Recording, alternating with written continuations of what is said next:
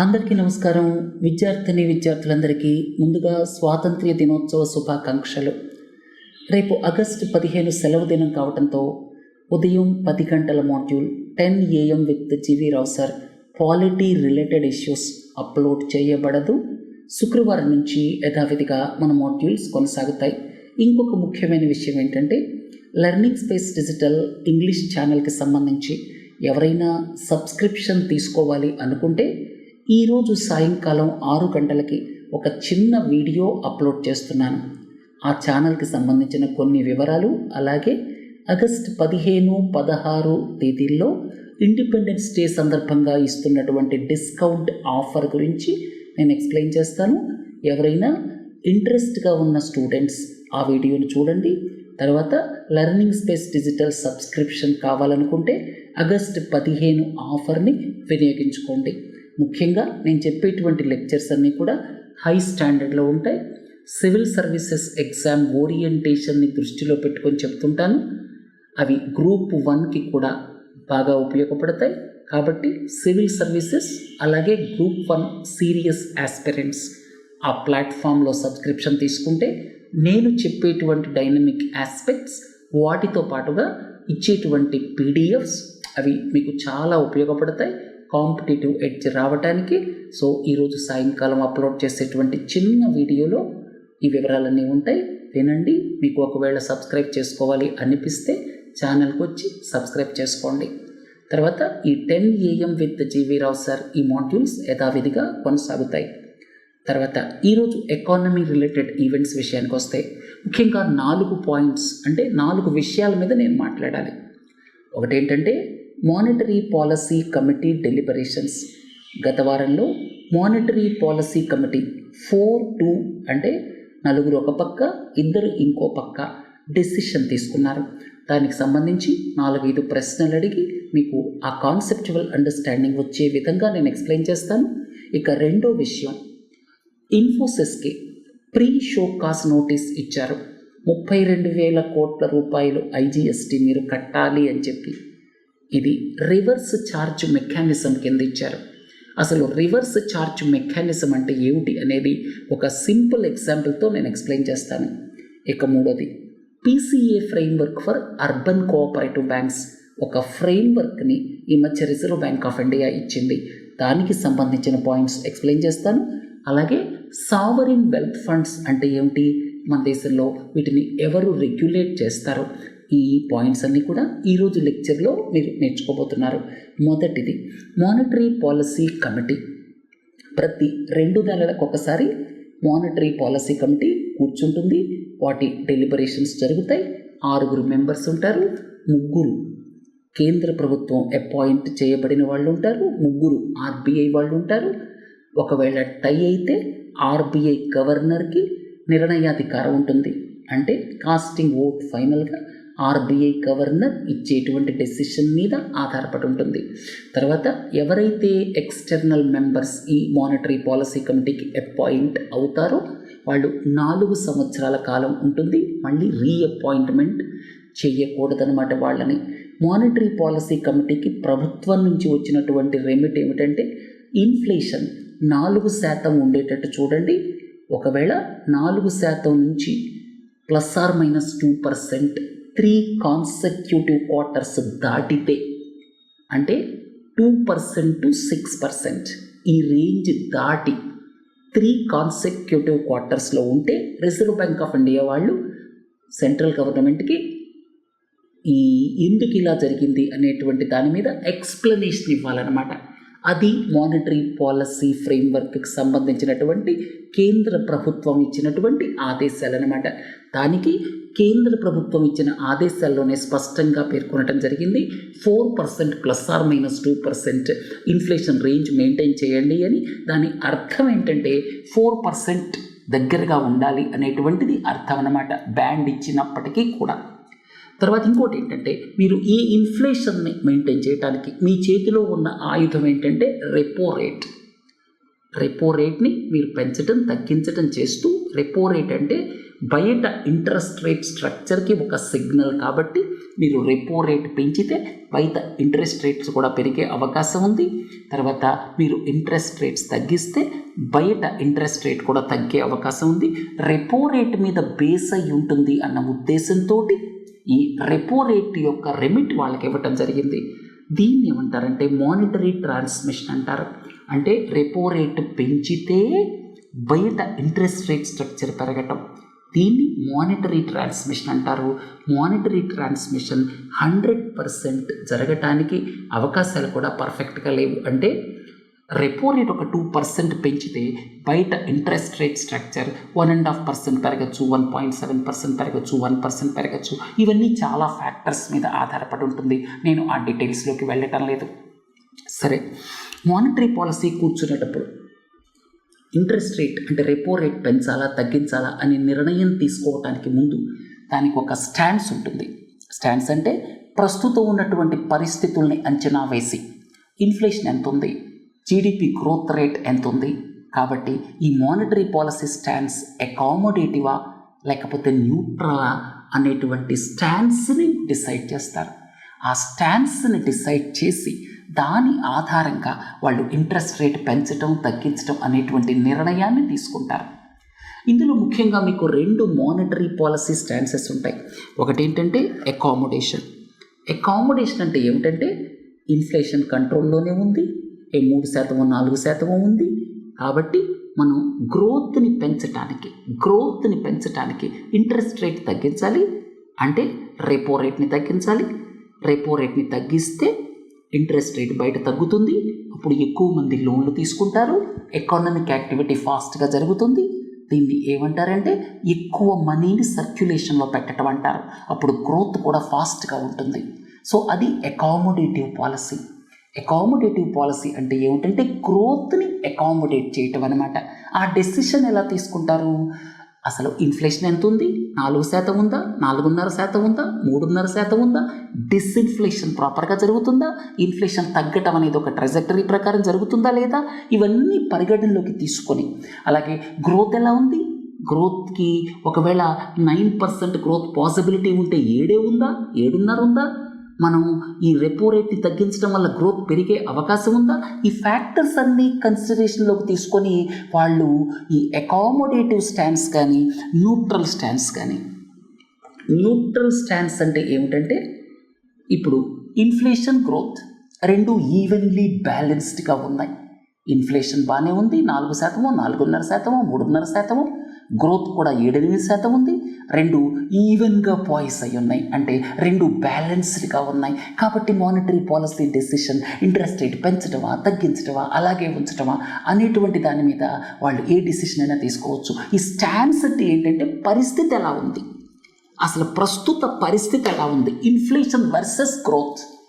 Inflation ఎక్కువ ఉందా, growth తక్కువ ఉందా, ఇన్ఫ్లేషన్ గ్రోత్ 2 బ్యాలెన్స్డ్గా ఉన్నాయా, ఇన్ఫ్లేషన్ తక్కువ ఉండి ఇప్పుడు గ్రోత్కి మనం ట్రస్ట్ ఇవ్వచ్చా, ఇంట్రెస్ట్ రేట్ని తగ్గించి రెపో రేట్ని తగ్గించి, ఇలాంటి స్టాన్సెస్ని మానిటరీ పాలసీ స్టాన్సెస్ అంటారు. అకామోడేటివ్ అంటే ఇన్ఫ్లేషన్ కంట్రోల్లోనే ఉంది, మనం రెపో రేట్ తగ్గిస్తే గ్రోత్ పెరిగేటువంటి అవకాశం ఉంది, ఇన్ఫ్లేషన్ ఇబ్బంది లేకుండా గ్రోత్ పెరిగేటువంటి అవకాశం ఉంది అనుకున్నప్పుడు అకామోడేటివ్ స్టాండ్స్ ఉంటుందన్నమాట. దాన్ని అప్పుడు రెపో రేట్ తగ్గిస్తూ ఉంటారు. ఇక న్యూట్రల్ అంటే ఏదైనా జరగచ్చు, 2 ఈవెన్గా ఉన్నాయి. మొన్నటి మానిటరీ పాలసీలో focusing on withdrawal of accommodation అన్నారు. అకామోడేషన్ని విత్డ్రా చేస్తున్నారు ఇప్పటిదాకా, అంటే చాలా కాలం నుంచి. అంటే మొదట రెపో రేట్ని తగ్గించుకుంటూ పోయినప్పుడు అది అకామోడేటివ్ స్టాండ్స్ అనమాట. తర్వాత ఈ రెపో రేట్ని పెంచుకుంటూ పోయిన తర్వాత ఇప్పుడు అదే రేట్ని కొనసాగిస్తున్నారు, తగ్గించటం లేదు. అంటే తగ్గించాలంటే ఇన్ఫ్లేషన్ ఇప్పటికి కూడా 5% ఉంది, మొన్ననే 3.5% వచ్చింది. ఏది మన మానిటరీ పాలసీ అయిపోయిన తర్వాత. అందుకే ఈ focusing on withdrawal of accommodation అన్నారు. అంటే దాని అర్థం ఏమిటి, ఇప్పటికీ కూడా ఈ అకామోడేషన్ని విత్డ్రా చేసే దాని మీదే ఫోకస్ చేస్తున్నాం. అంటే ఏమిటి, రెపో రేట్ ఇలాగన్నా ఉంటుంది, కొంచెం పెరిగినా పెరగచ్చు కానీ తగ్గే అవకాశం లేదు అనేటువంటి అర్థం అన్నమాట. Focusing on withdrawal of accommodation. అర్థమైంది కదా? సరే, ఆ పాయింట్ వదిలేస్తే అకామిడేటివ్ మానిటరీ స్టాండ్స్ అంటే ఇన్ఫ్లేషన్ అంతా బాగుంది, మనం ఈ రెపో రేట్ తగ్గిస్తే గ్రోత్ పెరుగుతుంది అన్నటువంటి ఆలోచన చేసేది అకామిడేటివ్ స్టాండ్స్. తర్వాత recent monetary policy stands differ from that of the opinion of the economic survey. Economic సర్వేని మీకు నేను ఎక్స్ప్లెయిన్ చేసినప్పుడు ఒక విషయాన్ని చెప్పాను. ఎకనామిక్ సర్వేలో వాళ్ళు ఏం చెప్పారంటే, మీరు ఇన్ఫ్లేషన్ 5% ఉంది, 6% ఉంది అని చెప్పి రెపో రేటుని తగ్గించకపోవటం వలన గ్రోత్ ఎఫెక్ట్ అవుతుంది. మీరు ఇన్ఫ్లేషన్ని జాగ్రత్తగా గమనిస్తే 46% ఫుడ్ కాంపోనెంట్స్, ఫుడ్ ఇన్ఫ్లేషన్ ఏమో 9% ఉంది. ఫుడ్ రిలేటెడ్ ఇన్ఫ్లేషన్ అంతా కూడా ఎలా వస్తుంది? సప్లై సైడ్ ప్రాబ్లమ్స్ వల్ల వస్తుంది. మీరు చేస్తున్న మానిటరీ పాలసీ ఏమో డిమాండ్ ఇండ్యూస్డ్ ఇన్ఫ్లేషన్ని కంట్రోల్ చేయడానికి. కాబట్టి మీరు మానిటరీ పాలసీ కమిటీలో కూర్చున్నప్పుడు హెడ్లైన్ సిపిఐ ఇన్ఫ్లేషన్ కాకుండా ఫుడ్ కాంపోనెంట్ని తీసేసి ఇన్ఫ్లేషన్ ఎంత ఉంది అని చూసి అప్పుడు రెపో రేట్ డెసిషన్ తీసుకోండి అని చెప్పి ఎకనామిక్ సర్వేలో సజెషన్ ఇవ్వడం జరిగింది. కానీ మానిటరీ పాలసీ కమిటీ దాన్ని పక్కన పెట్టేసింది. ఫుడ్ ఇన్ఫ్లేషన్ అనేది అదేదో అప్పుడప్పుడు స్పైక్సో ఏదో కాదు, పర్సిస్టెంట్గా ఉంది ఫుడ్ ఇన్ఫ్లేషన్ అని చెప్తూ ఎకానమిక్ సర్వే ఇచ్చినటువంటి ఒపీనియన్ని కన్సిడరేషన్లోకి తీసుకోలేదు. హెడ్లైన్ సిపిఐ ఇన్ఫ్లేషన్ని బేస్ చేసుకొని, అంటే అందులో అన్ని కాంపోనెంట్స్ ఉంటాయి, వాటన్నిటిది బేస్ చేసుకొని మానిటరీ పాలసీ కమిటీ డెసిషన్ తీసుకుంది. తర్వాత డెలిగేటెడ్ యూపీఐ పేమెంట్స్. మీకు ఒక యూపీఐ అకౌంట్ ఉంది, మొబైల్ ఫోన్లో బ్యాంక్ అకౌంట్తో లింక్ అయ్యి ఉంది. మీరు మీ బ్యాంక్ అకౌంట్తో లింక్ అయ్యి ఉన్నటువంటి యూపీఐ అకౌంట్ని మరొకరు ట్రాన్సాక్ట్ చేయడానికి కూడా అలౌ చేయొచ్చు. మీ అమ్మ కావచ్చు, మీ నాన్న కావచ్చు, ఇంకొకళ్ళు కావచ్చు, బ్రదర్ కావచ్చు, వాళ్ళకి వేరే బ్యాంక్ అకౌంట్ అక్కర్లేదు. మీ యూపీఐ బ్యాంక్ అకౌంట్ లింకేజ్ మీదనే ఇంకొక వ్యక్తి ఆపరేట్ చేయొచ్చు, వాళ్ళ మొబైల్ నుంచి ఆపరేట్ చేయొచ్చు. ఇది డెసిషన్ తీసుకున్నారు ఈ మధ్య. తర్వాత క్రెడిట్ ఇన్ఫర్మేషన్ కంపెనీస్ అంటే ఏమిటి? క్రెడిట్ రేటింగ్ ఏజెన్సీస్ వేరు, క్రెడిట్ ఇన్ఫర్మేషన్ కంపెనీస్ వేరు. క్రెడిట్ రేటింగ్ ఏజెన్సీస్ ఉదాహరణకి క్రైసిల్, S&P, ఫిచ్ రేటింగ్స్, మూడీస్, ఇవన్నీ కూడా క్రెడిట్ రేటింగ్ ఏజెన్సీస్. ఇవి ప్రభుత్వాలకి క్రెడిట్ రేటింగ్ ఇస్తాయి, అలాగే కంపెనీలకి క్రెడిట్ రేటింగ్స్ ఇస్తాయి. ఇవి సెబీ రెగ్యులేట్ చేస్తుంది, securities and exchange board of India. ఇక క్రెడిట్ ఇన్ఫర్మేషన్ కంపెనీస్ ఉదాహరణ సిబిల్, మీ అందరికీ తెలుసు సిబిల్ స్కోర్ గురించి. క్రెడిట్ ఇన్ఫర్మేషన్ కంపెనీస్ అంటే ఏంటంటే అవి క్రెడిట్ హిస్టరీని గ్యాదర్ చేస్తాయి. ఈయన స్టేట్ బ్యాంక్ ఆఫ్ ఇండియాలో ఎన్ని లోన్లు తీసుకున్నాడు, అలాగే ఈఎంఐలు కడుతున్నాడా లేదా, బ్యాంక్ వాళ్ళు ఆ ఇన్ఫర్మేషన్ అంతా సిబిల్ వాళ్ళకి ఇస్తారు.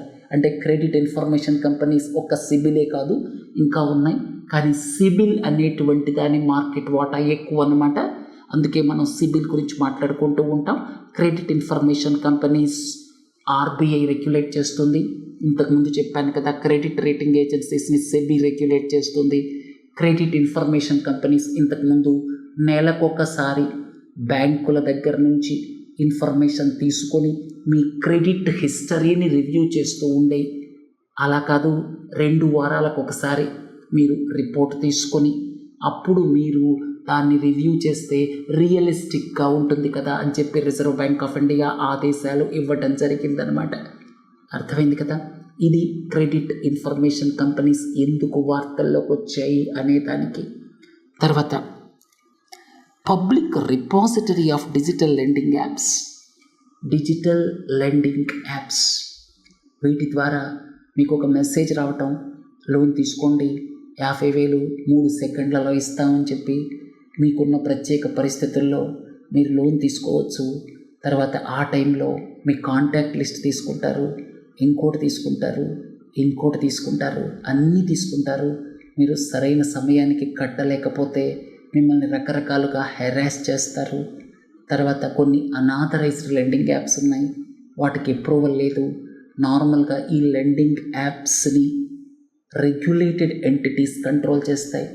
రెగ్యులేటెడ్ ఎంటిటీస్ అంటే బ్యాంక్స్ కావచ్చు, నాన్ బ్యాంకింగ్ ఫైనాన్షియల్ కంపెనీస్ కావచ్చు, అంటే స్టేట్ బ్యాంక్ ఆఫ్ ఇండియా లాంటిది కొన్ని లెండింగ్ యాప్స్కి ఒక రికగ్నిషన్ ఇవ్వచ్చు. మీరు మా తరపున మీరు బయట మార్కెట్లో మార్కెటింగ్ చేయండి అని చెప్పి.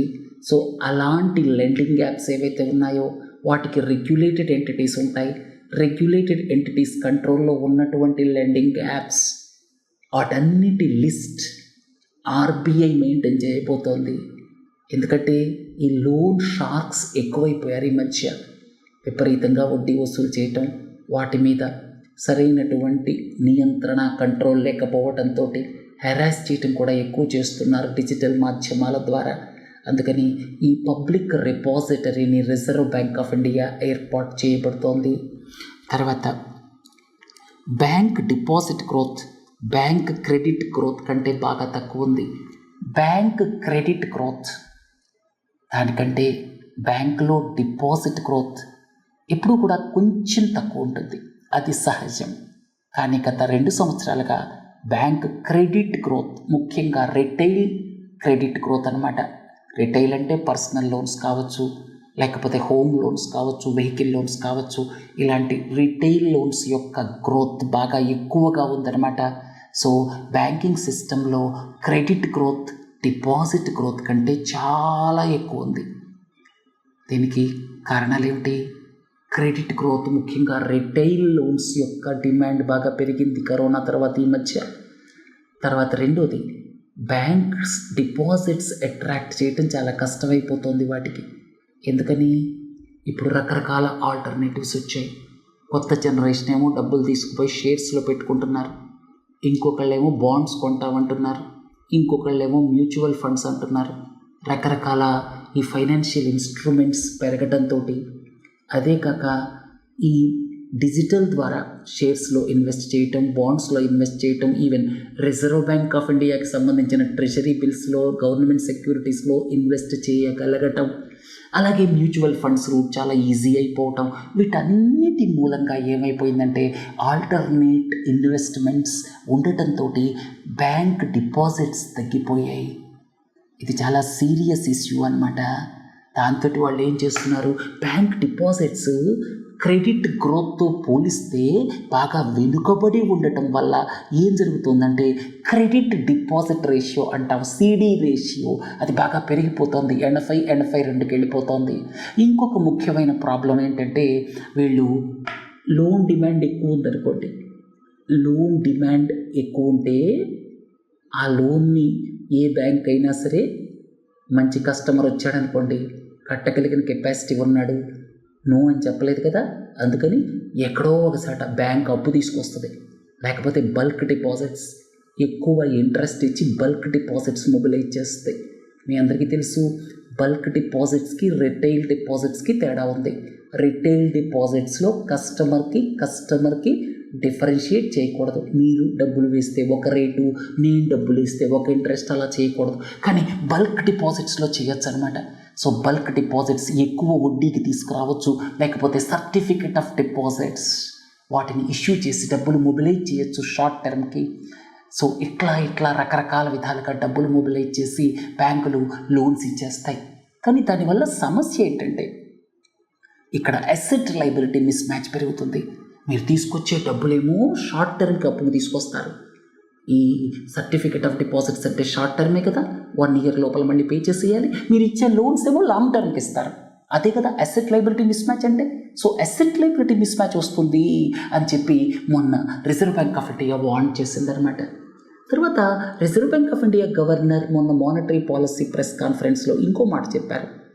మీరు ప్రుడెన్షియల్ నార్మ్స్ ఫాలో అవ్వకుండా, ఇది వేరే విషయం అనమాట, దానికి సంబంధించినటువంటి విషయం. మీరు ప్రుడెన్షియల్ నార్మ్స్ ఫాలో అవ్వకుండా మీరు ఈ పర్సనల్ లోన్స్ కావచ్చు, లేకపోతే హోమ్ లోన్స్ కావచ్చు, వెహికల్ లోన్స్ కావచ్చు, టాపప్ లోన్స్ కావచ్చు, ఇవన్నీ ఇచ్చేస్తున్నారు విరివిగా. జాగ్రత్తగా ఉండండి, వాటిల్లో నాన్ పెర్ఫార్మింగ్ అసెట్స్ పెరిగేటువంటి అవకాశం ఉంది అని హెచ్చరించడం జరిగిందనమాట. తర్వాత రివర్స్ ఛార్జ్ మెకానిజం. ఇన్ఫోసిస్ మీద ప్రీ షోకాస్ నోటీస్ 32,400 కోట్ల రూపాయలకి ఈ మధ్య directorate general of GST intelligence ఇవ్వటం జరిగింది. హడావుడిగా ఇచ్చేశారు. అంటే వాళ్ళకు ఒక టైం ఉందన్నమాట. 5 ఏళ్ళు దాటితే మీరు 5 ఏళ్ల క్రితం దానికి 5 ఏళ్ళు 6 ఏళ్ళు అయితే లిమిట్ ఉంది, అప్పటిదానికి మీరు నోటీస్ ఇవ్వలేరు. ఆ టైం బార్ అయిపోతుంది అన్న ఉద్దేశంతో ఒకేసారి ఒక నోటీస్ ఇచ్చి చూద్దాం, నోటీస్ ఇచ్చి పడేస్తే సరిపోయింది కదా, తర్వాత చూసుకోవచ్చు అన్న ఉద్దేశంతో ముందు వెనుక ఆలోచించకుండా ఈ జిఎస్టీ నెట్వర్క్ వాళ్ళు ఇచ్చేశారనమాట. అంటే జిఎస్టీ ఇంటెలిజెన్స్ వాళ్ళు ఇచ్చేశారనమాట 32,000 కోట్ల రూపాయలు.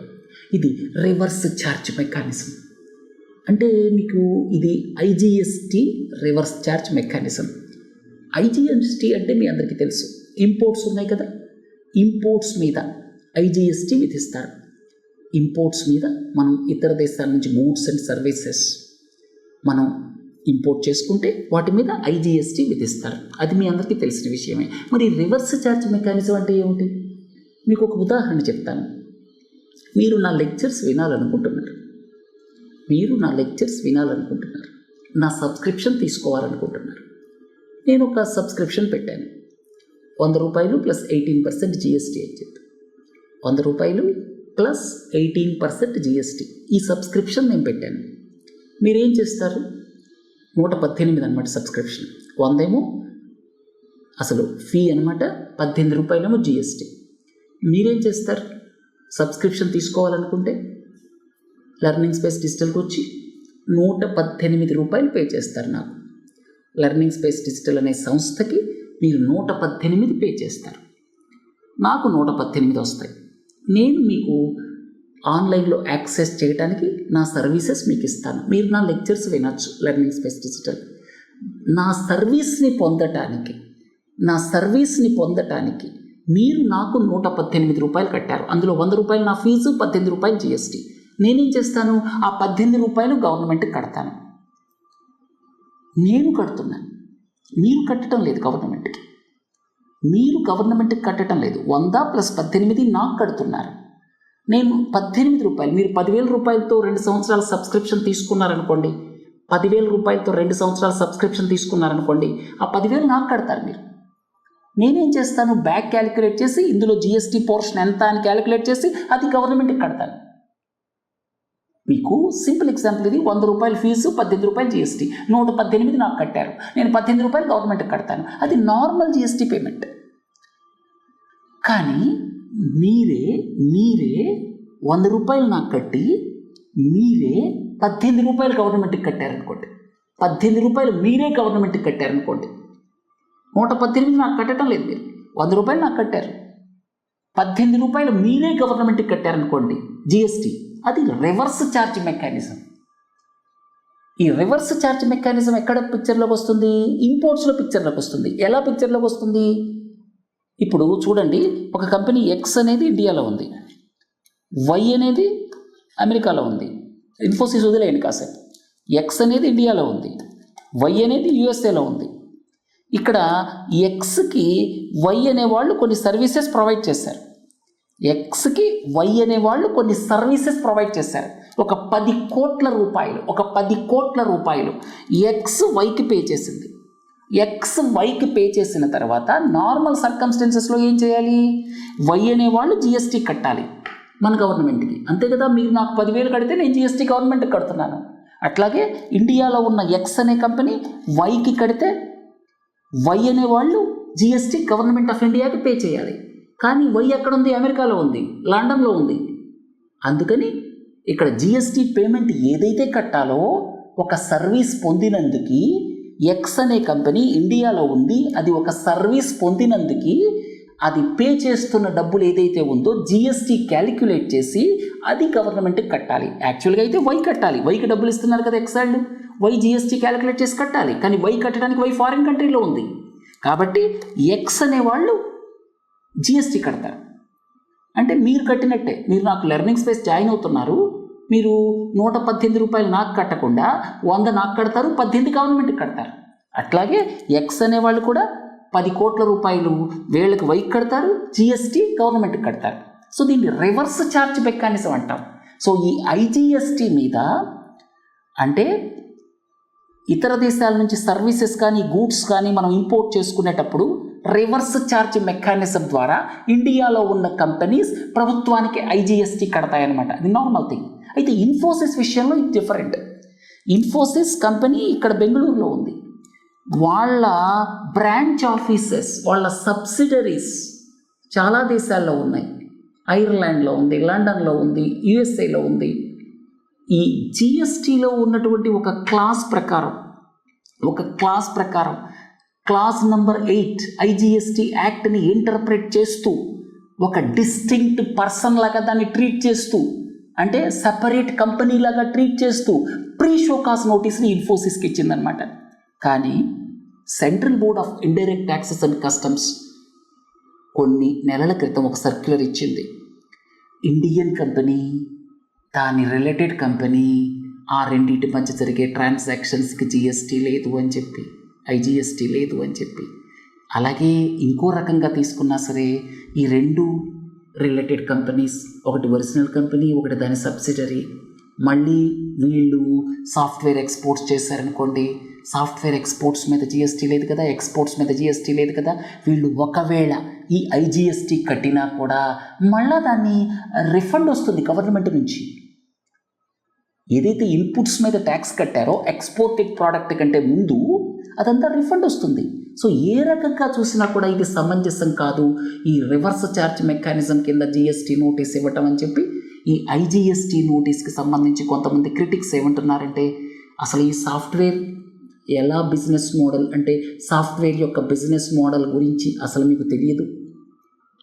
రెండవది నాస్కామ్ వాళ్ళు ఏం చెప్పారంటే, ఈ సాఫ్ట్వేర్ బిజినెస్ మోడల్ని అర్థం చేసుకోకుండా 32,000 కోట్ల రూపాయల ట్యాక్స్ నోటీస్ ఇవ్వటం అనేది కరెక్ట్ కాదు. రెండోది central board of indirect taxes and customs వాళ్ళ నోటిఫికేషన్ ఆల్రెడీ ఉంది. ఒక కంపెనీ, పేరెంట్ కంపెనీ, దాని సబ్సిడరీ ఇతర ప్రాంతాల్లో ఉంటే అవి రెండు డిస్టింక్ట్ పర్సన్స్ కాదు, ఆ రెండు ఒకటే, ఐజిఎస్టీ విధించడానికి వీల్లేదు. అందుకని చాలామంది క్రిటిక్స్ ఇదంతా కూడా ట్యాక్స్ టెర్రరిజం కిందకు వస్తుంది. తర్వాత ఇలాంటి రెట్రోస్పెక్టివ్ ట్యాక్సేషన్, అంటే 5 ఏళ్ళు ఏం చేశారు చెప్పండి జిఎస్టీ వాళ్ళు, ఇప్పుడు సడన్గా నోటీస్ ఎందుకు ఇచ్చారు 32,000 కోట్ల రూపాయలకి? అందుకని ఇది ఎలాగూ ఉండదు, జిఎస్టీ కట్టాల్సిన పని లేదు. సావరిన్ వెల్త్ ఫండ్స్, ప్రభుత్వాలకి మిగులు డబ్బులు ఉన్నప్పుడు, ఉదాహరణకి నార్వే, ఉదాహరణకి యుఏఈ, ఉదాహరణకి ఖతార్, వాళ్ళకి న్యాచురల్ రిసోర్స్ మీద, క్రూడ్ ఆయిల్, న్యాచురల్ గ్యాస్ లాంటి వాటి ద్వారా బోల్డ్ డబ్బులు వస్తున్నాయి. సర్ప్లస్, ప్రభుత్వాలకు ఉన్న సర్ప్లస్ ఫండ్స్, అలాగే ప్రైవేటైజేషన్ చేసినప్పుడు వచ్చిన డబ్బులు, అలాగే డిస్ఇన్వెస్ట్మెంట్ ద్వారా వచ్చిన డబ్బులు, సర్ప్లస్ ఉన్నటువంటి డబ్బుల్ని ఇన్వెస్ట్మెంట్ వెహికల్స్గా మార్చడం అన్నమాట. అవి సావరిన్ వెల్త్ ఫండ్స్. సావరిన్ అంటే ప్రభుత్వాల ఓన్ వెల్త్, డబ్బులు, వెల్త్ ద్వారా క్రియేట్ అయినటువంటి ఫండ్స్ అనమాట. వాటిని ఇన్వెస్ట్మెంట్ వెహికల్స్గా వాడతారనమాట, అండ్ ఇన్వెస్ట్మెంట్స్ చేస్తుంటారు. మన దేశం యుఏఈ లాంటి దేశాలతో చక్కటి రిలేషన్స్ మెయింటైన్ చేయటంలో ఒక కారణం ఏంటంటే, అక్కడ వాళ్ళకు ఉన్నటువంటి సావరిన్ వెల్త్ ఫండ్స్ కూడా ఒక కారణం అని గుర్తుపెట్టుకోండి. ఇక sovereign wealth funds separate definition మన దేశంలో లేదు. వీటిని సెబీ కానీ ఆర్బీఐ కానీ రెగ్యులేట్ చేయదు. అవి జస్ట్ ఫారిన్ డైరెక్ట్ ఇన్వెస్ట్మెంట్ లాగా కానీ, ఫారిన్ పోర్ట్ఫోలియో ఇన్వెస్ట్మెంట్ లాగా కానీ, ఫారిన్ వెంచర్ క్యాపిటల్ ఇన్వెస్ట్మెంట్ లాగా కానీ వస్తాయి. అవి డిస్టింక్ట్ ఫండ్స్ కాదు మన దేశానికి సంబంధించినటువంటి ఈ క్యాపిటల్ మార్కెట్ నార్మ్స్ చూస్తే. PCA framework for urban cooperative banks, commercial బ్యాంక్స్కి ప్రాంప్ట్ కరెక్టివ్ యాక్షన్ ఫ్రేమ్వర్క్ ఉన్న విషయం మీ అందరికీ తెలిసిందే. అలాగే అర్బన్ కోఆపరేటివ్ బ్యాంక్స్కి కూడా ప్రాంప్ట్ కరెక్టివ్ యాక్షన్ ఫ్రేమ్వర్క్ని ఆర్బీఐ తీసుకొచ్చింది. వచ్చే సంవత్సరం నుంచి జస్ట్ చూడండి డేట్, ఇది అమల్లోకి రాబోతోంది. తర్వాత టైర్ 2 నుంచి టైర్ 4 అంటే 100 కోట్ల రూపాయల డిపాజిట్లు దాటి ఉన్నటువంటి అర్బన్ కోఆపరేటివ్ బ్యాంక్స్కే ఇది అమల్లోకి వస్తుంది. తర్వాత టైర్ 2 టు టైర్ 4 అంటే 100 కోట్ల రూపాయలు దాటినటువంటి డిపాజిట్ ఉన్న అర్బన్ కోఆపరేటివ్ బ్యాంక్స్. తర్వాత మన దేశంలో దాదాపు 1500-1600 అర్బన్ కోఆపరేటివ్ బ్యాంక్స్ ఉన్నాయి. వాటి యొక్క స్థితిని, ఆర్థిక స్థితిని స్టబ్బాన్గా తయారు చేయటం అనమాట. అంటే చాలా రొబస్ట్గా తయారు చేయటం, స్టబ్బాన్ కాదు, రొబస్ట్గా తయారు చేయటం, హెల్దీగా తయారు చేయటం అనమాట. అర్థమైంది కదా? సో ఇక్కడ మామూలుగా 3 పారామీటర్స్ ఉంటాయి. ఒకటేమో capital to risk weighted assets ratio CRAR ఎంత ఉంది, రెండోదేమో నాన్ పెర్ఫార్మింగ్ అసెట్ క్వాలిటీ అంటాం, మూడోదేమో ప్రాఫిటబిలిటీ. ఈ మూడింటిని బేస్ చేసుకొని కొన్ని పారామీటర్స్ ఇస్తారు. ఈ థ్రెషోల్డ్కి కిందకి వెళ్ళిపోతే ఈ రిస్ట్రిక్షన్స్ వస్తాయి, ఎన్ఫోర్స్ అవుతాయి అనేటువంటి దాని మీద ప్రాంప్ట్ కరెక్టివ్ యాక్షన్ ఫ్రేమ్వర్క్ అనేటువంటిది ఆధారపడి ఉంటుంది. సరే, ఈరోజు ఎకానమీ మాడ్యూల్ ఇంతటితో ముగిద్దాం. ఇక రేపు ఆగస్టు 15 సెలవు కాబట్టి మళ్ళీ నెక్స్ట్ మాడ్యూల్ శుక్రవారం నాడు ఉదయం 10 గంటలకు 10 AM with GV Rao sir ఉంటుంది. తర్వాత అందరికీ ఇంకొకసారి స్వాతంత్ర్య దినోత్సవ శుభాకాంక్షలతో నమస్తే. ఈరోజు సాయంకాలం 6 గంటలకి ఎవరైనా సబ్స్క్రిప్షన్ తీసుకోవాలి అని ఇంట్రెస్ట్ ఉన్నవాళ్ళు తప్పకుండా ఆ చిన్న వీడియోని చూడండి. సివిల్ సర్వీసెస్ అలాగే గ్రూప్ 1 సీరియస్ ఆస్పిరెంట్స్కి నేను చెప్పేటువంటి డైనమిక్ లెక్చర్స్ ఏవైతే ఇంగ్లీష్లో ఉంటాయో అవి బాగా ఉపయోగపడతాయి. Thank you.